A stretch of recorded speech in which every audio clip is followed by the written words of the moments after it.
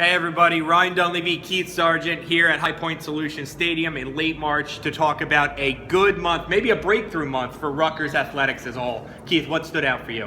Rutgers men's lacrosse. I mean, they're number one in the country. Best start since 1955, 8-0. 1955, I remember, is Brooklyn Dodgers winning the World Series. But I mean, it's been 6 decades since the team was 8-0, number one in the country. It's been 1995 was the last time any Rutgers team was number one in the country. That was men's soccer. So I mean, it's been a long time.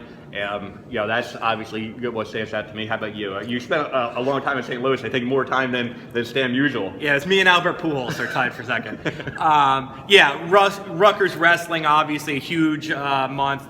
Anthony Ashnault repeats as a Big Ten champion. Ken Theobald and Ashnault are All-Americans. Rutgers went 61 years without having two wrestling All-Americans in the same year, and now they've done it in back-to-back years. So that program, and they were close to having 3 All-Americans, 2 guys, Gravina and Del Vecchio, on the fringe. Next year's team should probably be even better. Richie Lewis comes back, and they had a good class of freshmen they redshirted. Some other things that stand out. Yeah, I mean, I spent a lot of time with the men's basketball team the entire year, and you just saw them kind of evolve into, winning some games along the way, a lot of firsts, as Steve Pike likes to say, but then you saw down in Washington, they really broke through, beat Ohio State in the first round, pretty big upset.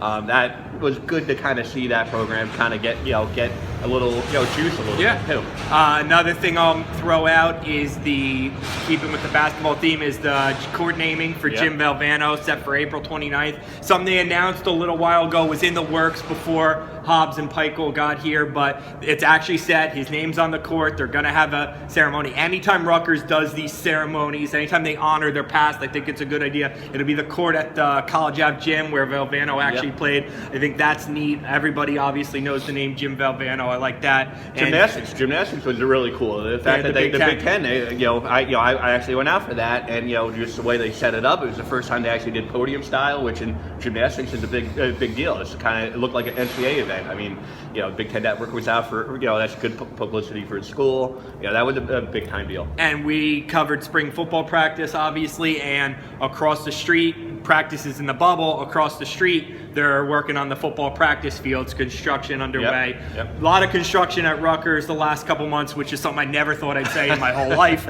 And that field is getting a remake so that it'll be ready in time for training camp. That's obviously big too. So yeah, a lot of stuff going on here, and a lot of different kind of stuff going on here. Correct. Everybody, keep it tuned to us throughout spring football camp and leading up to spring sports season, and maybe a Final Four for the Rutgers lacrosse team. And maybe it'll warm up a little bit.